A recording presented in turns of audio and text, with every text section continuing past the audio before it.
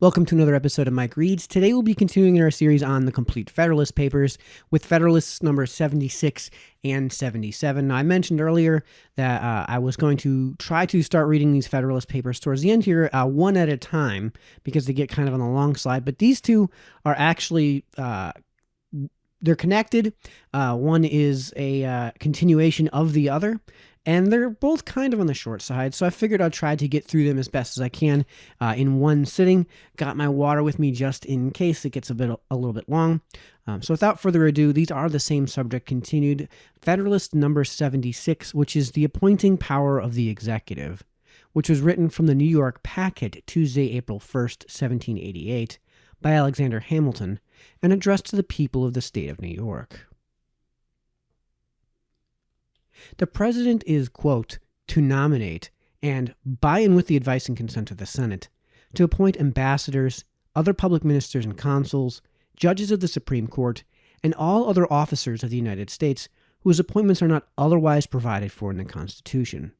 But the Congress may by law vest the appointment of such inferior officers as they think proper in the President alone, or in the courts of law, or in the heads of departments.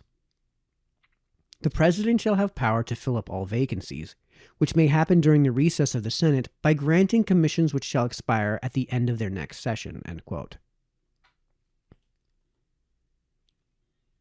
It has been observed in a former paper that, quote, the true test of a good government is its aptitude and tendency to produce a good administration. End quote. If the justness of this observation be admitted, the mode of appointing the officers of the United States contained in the foregoing clauses must, when examined, be allowed to be entitled to particular commendation. It is not easy to conceive a plan better calculated than this to promote a judicious choice of men for filling the offices of the Union. It will not need proof that on this point must essentially depend the character of its administration. It will be agreed on all hands that the power of appointment in ordinary cases ought to be modified in one of three ways. It ought either to be vested in a single man, or in a select assembly of a moderate number, or in a single man, with the concurrence of such an assembly. The exercise of it by the people at large will be readily admitted to be impracticable, as waiving every other consideration, it would leave them little time to do anything else. When, therefore, mention is made in the subsequent reasonings of an assembly or body of men, what is said must be understood to relate to a select body or assembly of the description already given. The people collectively, from their number and from their dispersed situation, cannot be regulated in their movements by that systemic spirit of cabal and intrigue, which will be urged as the chief objections to reposing the power in question in a body of men. Those who have themselves reflected upon the subject, or who have attended to the observations made in other parts of these papers, in relation to the appointment of the President, will, I presume, agree to the position that there would always be great probability of having the place supplied by a man of abilities at least respectable. Premising this, I proceed to lay it down as a rule that one man of discernment is better fitted to analyze and estimate the peculiar qualities adapted to particular offices than a body of men of equal or perhaps even of superior discernment. The sole and undivided responsibility of one man will naturally beget a livelier sense of duty and a more exact regard to reputation. He will, on this account, feel himself under stronger obligations and more interested to investigate with care the qualities requisite to the stations to be filled, and to prefer with impartiality the persons who may have the fairest pretensions to them. He will have fewer personal attachments to gratify than a body of men who may each be supposed to have an equal number, and will be so much the less liable to be misled by the sentiments of friendship and affection. A single well-directed man, by a single understanding, cannot be distracted and warped by that diversity of views, feelings, and interests which frequently distract and warp the resolutions of a collective body. There is nothing so apt to agitate the passions of mankind as personal considerations, whether they relate to ourselves or to others who are to be the objects of our choice or preference. Hence, in every exercise of the power of appointing to offices, By an assembly of men, we must expect to see a full display of all the private and party likings and dislikes, partialities and antipathies, attachments and animosities, which are felt by those who compose the assembly. The choice which may at any time happen to be made under such circumstances will of course be the result either of a victory gained by one party over the other, or of a compromise between the parties. In either case, the intrinsic merit of the candidate will be too often out of sight. In the first, the qualifications best adapted to uniting the suffragists of the party will be more considered than those which fit the person for the station. In the last, the coalition will commonly turn upon some interested equivalent. Quote, "Give us the man we wish for this office, and you shall have the one you wish for that." End quote. This will be the usual condition of the bargain, and it will rarely happen that the advancement of the public service will be the primary object either of party victories or of party negotiations. The truth of the principles here advanced seems to have been felt by the most intelligent of those who have found fault with the provision made, in this respect, by the convention. They contend that the president ought solely to have been authorized to make appointments under the federal government. But it is easy to show that every advantage to be expected from such an arrangement would, in substance, be derived from the power of nomination, which is proposed to be conferred upon him, while several disadvantages which might attend the absolute power of appointment in the hands of that officer would be avoided. In the act of nomination, his judgment alone would be exercised, and as it would be his sole duty to point out the man who, with the approbation of the Senate, should fill an office, his responsibility would be as complete as if he were to make the final appointment. There can, in this view, be no difference between nominating and appointing. The same motives which would influence a proper discharge of his duties in one case would exist in the other. And as no man could be appointed but on his previous nomination, every man who might be appointed would be, in fact, his choice. But might not his nomination be overruled? I grant it might, yet this could only be to make place for another nomination by himself. The person ultimately appointed must be the object of his preference, though perhaps not in the first degree. It is also not very probable that his nomination would often be overruled. The Senate could not be tempted, by the preference they might feel to another, to reject the one proposed, because they could not assure themselves that the person they might wish would be brought forward by a second or by any subsequent nomination. They could not even be certain that a future nomination would present a candidate in any degree more acceptable to them, and as their dissent might cast a kind of stigma upon the individual rejected, and might have the appearance of a reflection upon the judgment of the chief magistrate, it is not likely that their sanction would often be refused, where there were not special and strong reasons for their refusal. To what purpose then require the cooperation of the Senate? I answer that the necessity of their concurrence would have a powerful, though in general a silent operation. It would be an excellent check upon a spirit of favoritism in the president, and would tend greatly to prevent the appointment of unfit characters from state prejudice, from family connection, from personal attachment, or from a view to popularity. In addition to this, it would be an efficacious source of stability in the administration. It will readily be comprehended that a man who had himself the sole disposition of offices would be governed much more by his private inclinations and interests than when he was bound to submit the propriety of his choice to the discussion and determination of a different and independent body, and that body an entire branch of the legislature. The possibility of rejection would be a strong motive to care in proposing.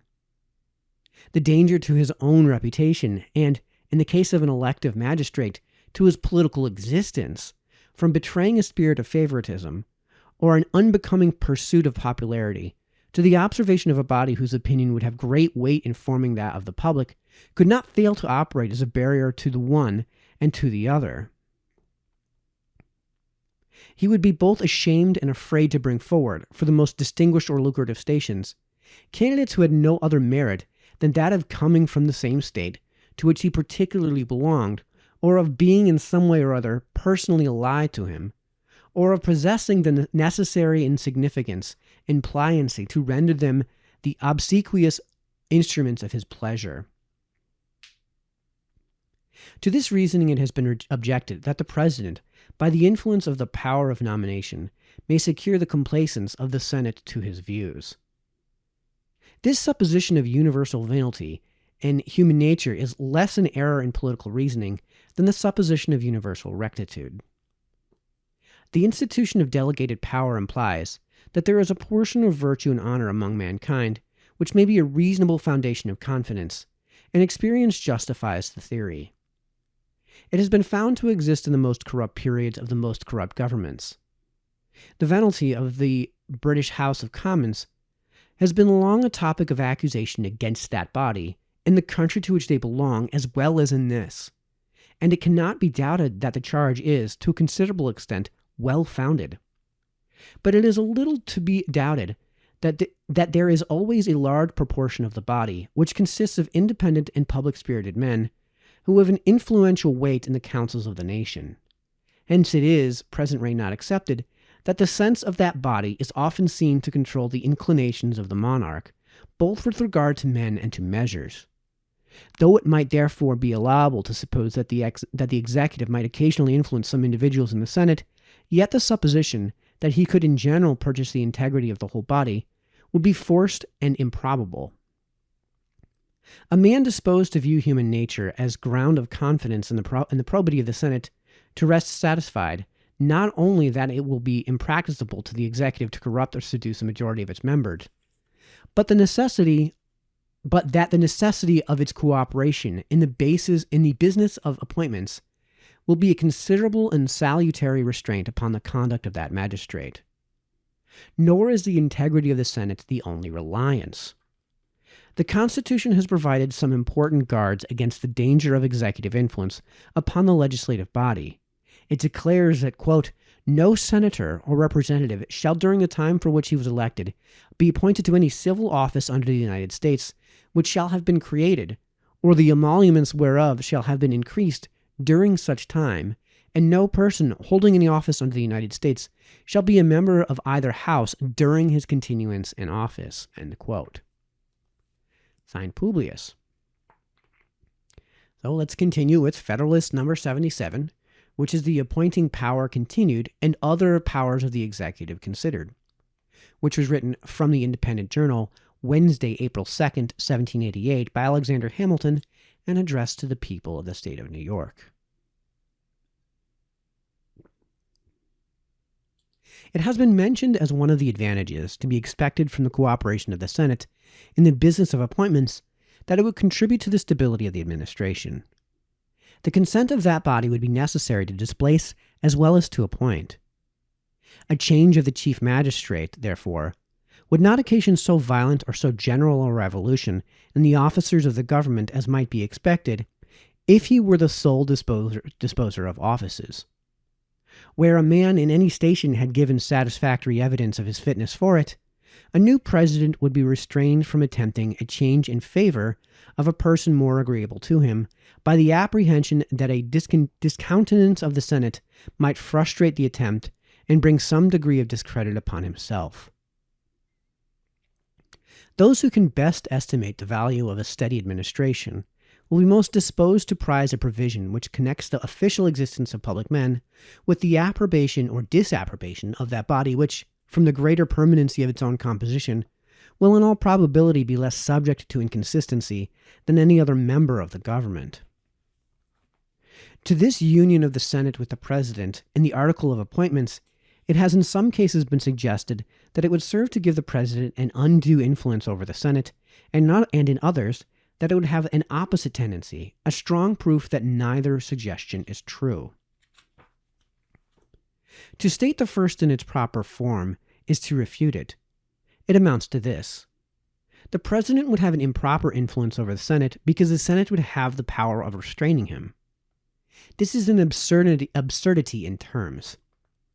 It cannot admit of a doubt that the entire power of appointment would enable him much more effectually to establish a dangerous empire over that body than a mere power of nomination subject to their control. Let us take a view of the converse of the proposition, quote, the Senate would influence the executive, end quote.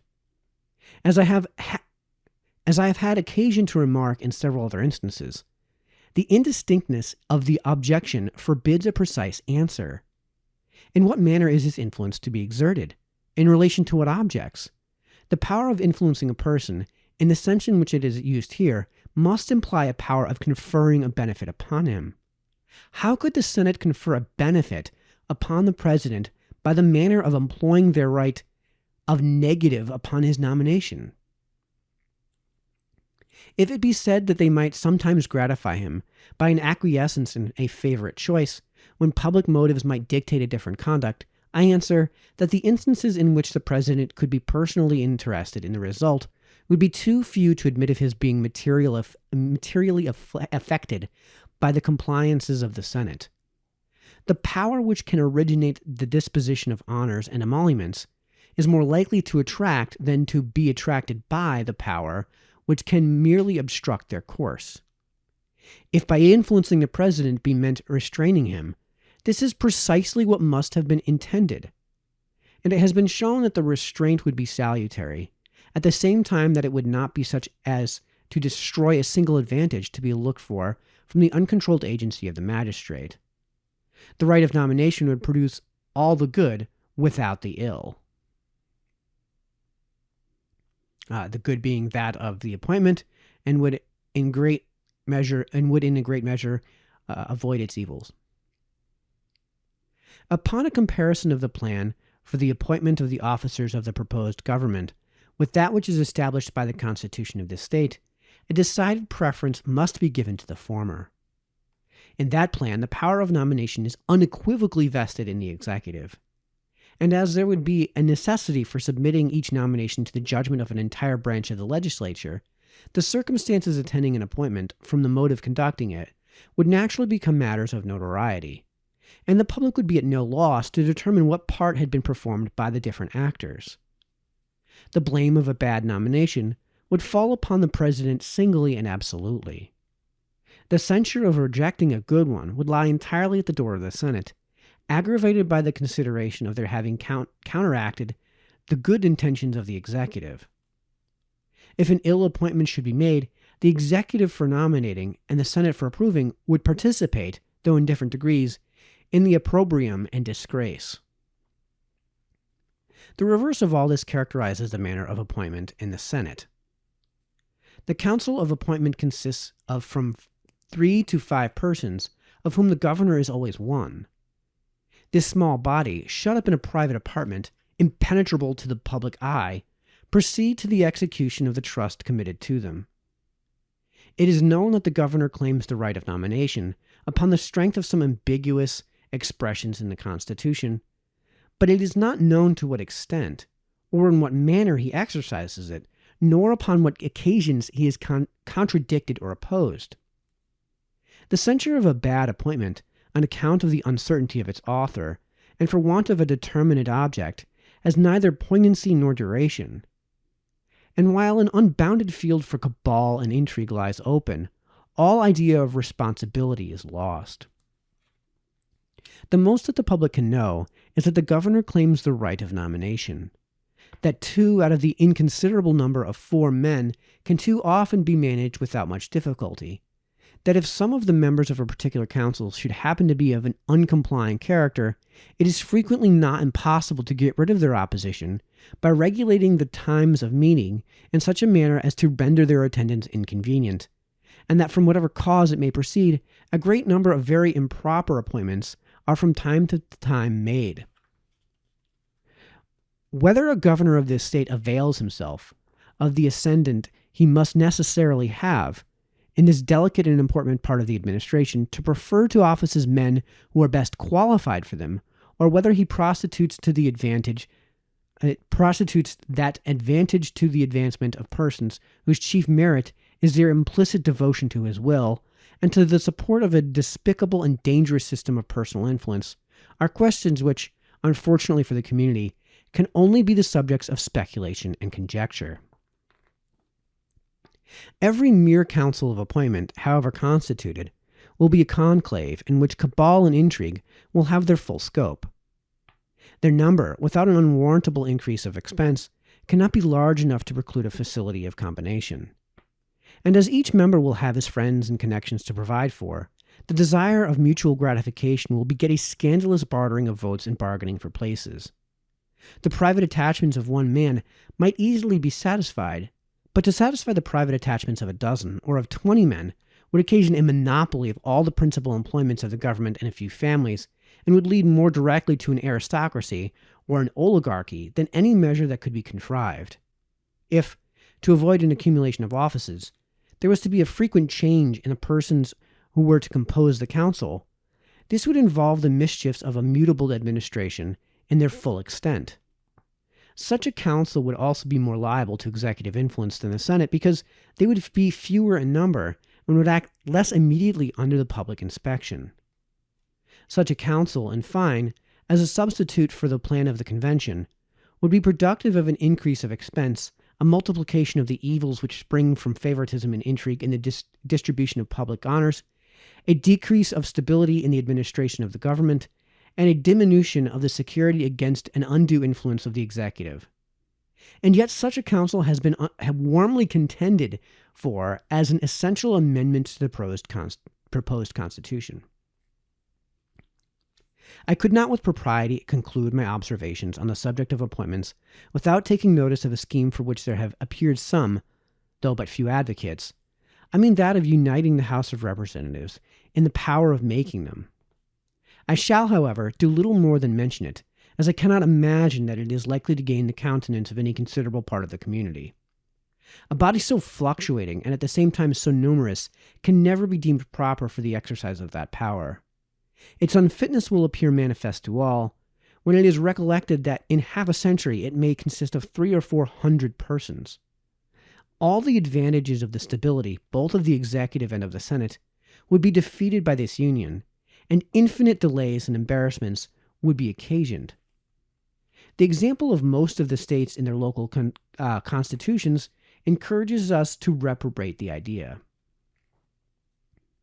The only remaining powers of the executive are comprehended in giving information to Congress of the state of the Union, and recommending to their consideration such measures as he shall judge expedient, in convening them, or either branch, upon extraordinary occasions, in adjourning them when they cannot themselves agree upon the time of adjournment, in receiving ambassadors and other public ministers, in faithfully executing the laws, and in commissioning all the officers of the United States. Except some cavils about the power of convening either house of the legislature and that of receiving ambassadors, no objection has been made to this class of authorities, nor could they possibly admit of any. It required, indeed, an insatiable avidity for censure to invent exceptions to the parts which have been accepted too. In regard to the power of convening either house of the legislature, I shall barely remark that in respect to the Senate at least, we can readily discover a good reason for it. As this body has a concurrent power with the executive in the article of treaties, it might often be necessary to call together with a view to this object, when it would be unnecessary and improper to convene the House of Representatives. As to the reception of ambassadors, what I have said in a former paper will furnish a sufficient answer. We have now completed a survey of the structure and powers of the executive department, which, I have endeavored to show, combines as far as Republican principles will admit all the requisites to energy. The remaining inquiry is this: does it also combine the requisites to satisfy, in a Republican sense, a due dependence on the people, a due responsibility? The answer to this question has been anticipated in the investigation of its other characteristics, and is satisfactorily deducible from these circumstances, from the election of the president once in 4 years by persons immediately chosen by the people for that purpose, and from his being at all times liable to impeachment, trial, dismission from office, incapacity to serve in any other, and to forfeiture of life and estate by subsequent prosecution in the common course of law.